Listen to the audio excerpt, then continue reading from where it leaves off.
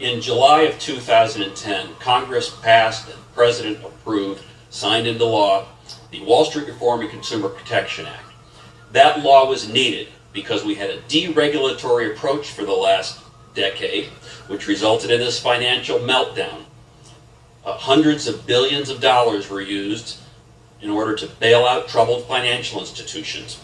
But the Wall Street Reform and Consumer Protection Act is actually the meat on the bone that changes that financial regulatory regime, the system that oversees all these financial entities. It's important. As President Obama said, this law contains some of the most important consumer protections ever. And I agree, it does.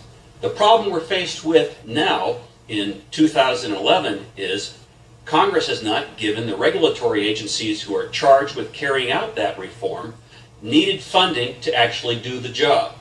It really doesn't compute, and it puts us at a tremendous disadvantage in the regulatory agencies.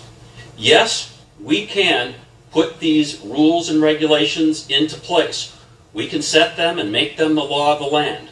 But without additional resources, we will not have the ability to actually enforce and oversee what's going on in these financial markets. That would put us right back to where we were when this financial calamity began in 2007 and 2008, putting us really on the brink of a global financial meltdown. That's unacceptable. So I'm hopeful that Congress will give regulatory agencies the needed funding. We're talking roughly $100 million plus at the Commodity Futures Trading Commission and more at other agencies around the federal government. But without that needed funding, we're in a dangerous circumstance.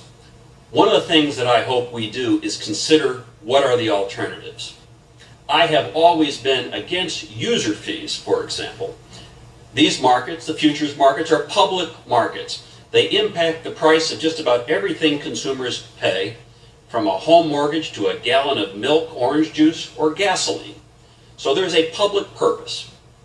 But if the choice that we have is between no regulation whatsoever, putting us back in the state where we were in 2007 and 2008, or charging a very small user fee on swaps, on certain futures, that may be a route that we have to consider.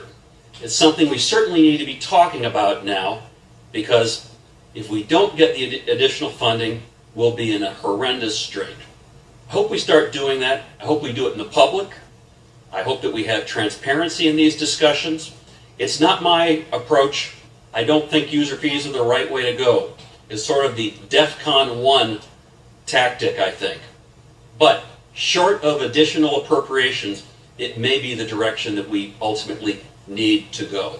Most important thing that we do is to ensure that these markets are efficient, that these markets are effective, and that they are devoid of fraud, abuse, and manipulation. But only with the needed resources can we continue in that endeavor. Thank you.